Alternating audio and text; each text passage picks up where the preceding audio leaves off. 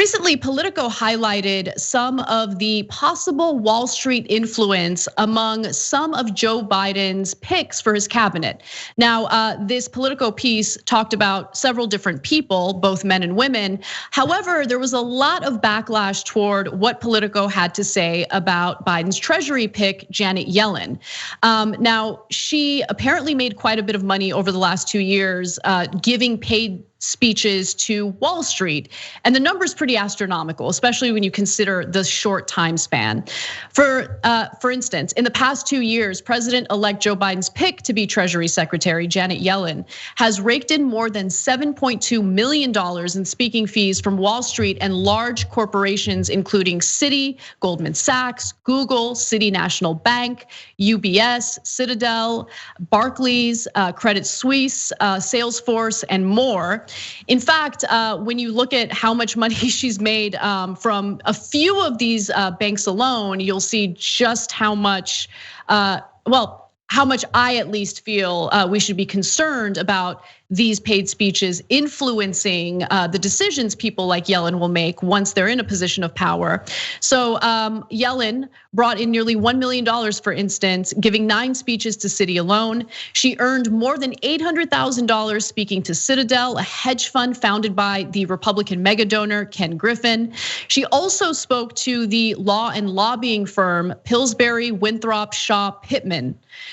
So this is all, I think, reporting that makes a lot of sense. I would like to see more reporting on this. Obviously, not just on Janet Yellen, on all lawmakers who are being considered for confirmation. So the Senate will decide whether or not Janet Yellen will be confirmed into Biden's cabinet. But this is really a problem considering we know that money influences politics. But that is not the take that people got from Politico's reporting. For instance, Matt McDermott, who is a Democratic strategist, said this: repeatedly chastising women and only women for harnessing their intellect and expertise to earn speaking fees is absolutely a misogynistic attack. It's also a remarkably hypocritical attack coming from journalists who themselves regularly earn speaking fees. But here's the problem. I don't know if Matt read the full Politico piece. Had he read the full Politico piece, then that comment is made in bad faith, because the article goes on to highlight men who have been chosen to serve in Biden's cabinet. Anthony Blinken, Biden's nominee for Secretary of State, disclosed the clients he advised through West Exec Advisors, the consulting firm he co-founded with other Obama administration alumni. Those clients included the investment giant Blackstone, Bank of America, Facebook, Uber, McKinsey and Company, the Japanese conglomerate SoftBank, the pharmaceutical company Gilead, the investment bank Lazard, Boeing, AT&T, the Crown Bank of Canada, or I'm sorry, the Royal Bank of Canada, LinkedIn, and also Sotheby's auction house. So they get into details about men too, and I really don't think this is in any way a misogynistic attack. I think that we need to be clear and hold both men and women in politics to the same standard. And if we believe that money influences politics, and I certainly do believe that, then we need to hold these people accountable, regardless of their sex, their gender, their race, any of that stuff. I worry that accusations of misogyny are being used cynically to avoid legitimate criticism of people like Yellen.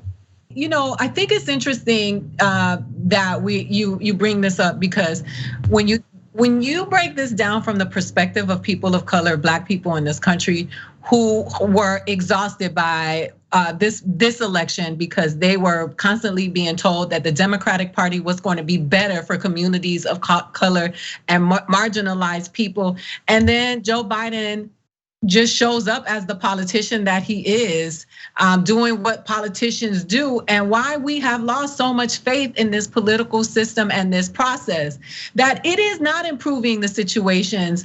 And though a lot of people tried to demonize Ice Cube and called him crazy, the truth is that despair is ringing through the people. And yes, this country is being ran by corporations, and it is, it is disgusting what is happening in this country and how much control they have. So when you talk about these politicians who have taken their positions to make money and capitalize in this matter, we cannot exempt ourselves from saying what makes them any different than Donald Trump and those people who have abused their positions to make so much money when so many people in this country are struggling in this very moment. They're not just dying because of how poor our healthcare system is and that there's a pandemic. They are dying because they don't have food on the table and they are living underneath freeways. And yet this is the reason why so many people have lost faith in this political process.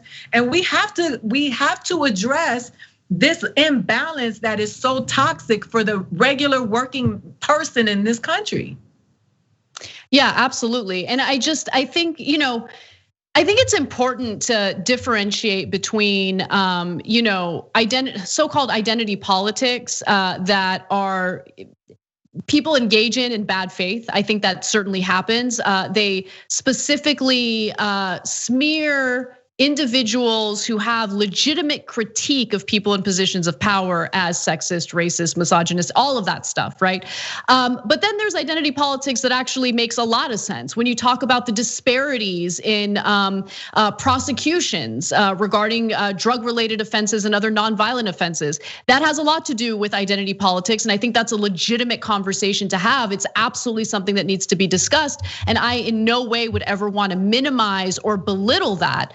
But what ends up happening is you have people who use identity politics in a cynical, bad faith way.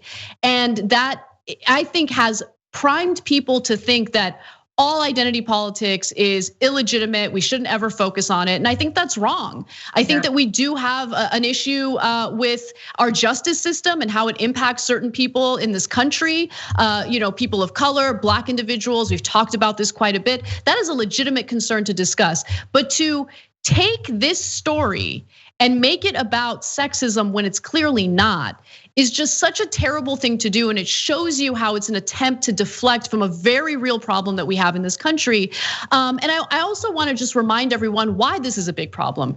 Remember, during the 2016 election, paid speeches were a big problem for Hillary Clinton. She also gave paid speeches to Wall Street, and she was asked repeatedly to release the transcripts of those speeches because we kept hearing from her defenders that she's being, in a very misogynistic way, attacked for providing her expertise and getting paid for it. But that's not what happens with these paid speeches, everyone. Like, you guys know that. And after WikiLeaks released information about those speeches, which of course were talked about in Podesta's emails, we learned just how corrupting these speeches can really be. I want to just remind you of all of that in this next video. As a highly paid speaker, Clinton appears to have told the bankers, the people that know the industry better than anybody are the people who work in the industry. In the emails released by WikiLeaks, not authenticated by Clinton or NBC News, she also said new banking regulations after the 2008 crisis were passed for political reasons. And the jury is still out on the 2010 Dodd-Frank Wall Street reform law. And a stolen email, WikiLeaks says, was to campaign chairman John Podesta and others last October reveals Clinton decided to oppose the TPP trade deal she once supported even before seeing the final version, contrary to her later claim. An advisor writing, if she weighs in now without viewing the document, some in labor might wonder why she didn't just say she opposed earlier. So that was damning for her chances of getting reelected. Or getting elected, I should say, for good reason. For good reason. These speeches are a problem, and even the appearance of a conflict of interest is a problem. But I think we've had evidence from past situations that show that it is, in fact, a conflict of interest. It isn't just merely the appearance of a conflict of interest. Yeah, and I wanted to, Ida, real quick, I wanted to add the AOC component of it, and I wanted to get your thoughts on that because some people also felt that this was similar to how AOC has been criticized for her previous job as a bartender. I'll give you an example of one of those tweets. One person says, the people who belittle AOC for being a former waitress are the same faulting Janet Yellen for receiving $7.2 million. So how much exactly should women make? This isn't about women making money, and actually it's not the same people critiquing Janet Yellen and the whole notion of these paid speeches. There are progressives, there are voters, Democratic voters who have a problem with this. They do see this revolving door of politics as a huge issue.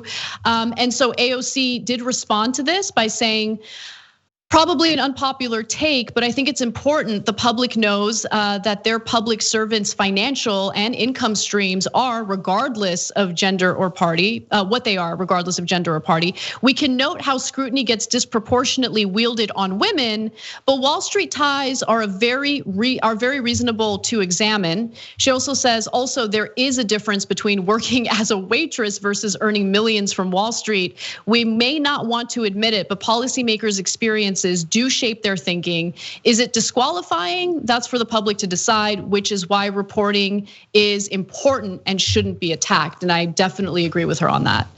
Yeah. Any final thoughts on this?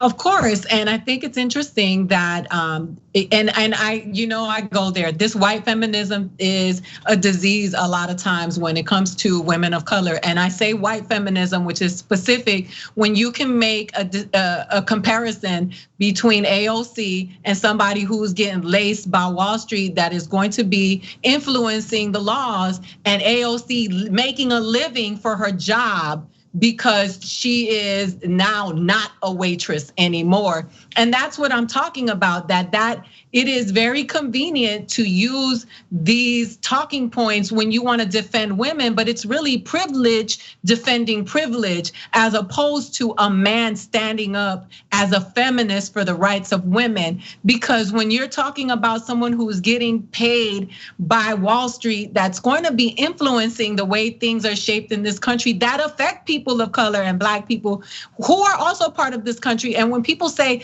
oh, that Obama was the president of Black people, and as we said, Ben said it on here, when Black people and brown people are disproportionately being killed by this virus, are struggling right now because of the economics in this country. And when we talk about them, we have to say, well, they're the president and the legislators of all people, not just these people. Well, these people are in trouble right now, and who's gonna stand up for them? While you're standing up for this woman who's making all this money and is going to be affecting the way our world is shaped, we are always forgotten. And I'm tired of that. And that is why I'm speaking up with these chicks on Twitter that are like, oh, well, women, all men are not created equal. And what happens in this country when you talk about women is very different than what's happening to Black and brown women in this country, when white women have led us to the slaughter time and time again with Donald Trump and these politicians.